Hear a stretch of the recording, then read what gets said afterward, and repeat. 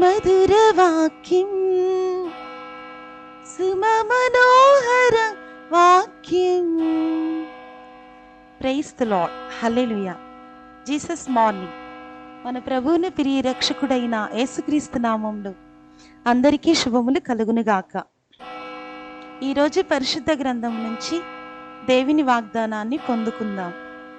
ఈరోజు తండ్రి వాగ్దానము, భయపడకుము, ఎవడునూ నీ ఎదుట నిలువడు. ఆమేన్.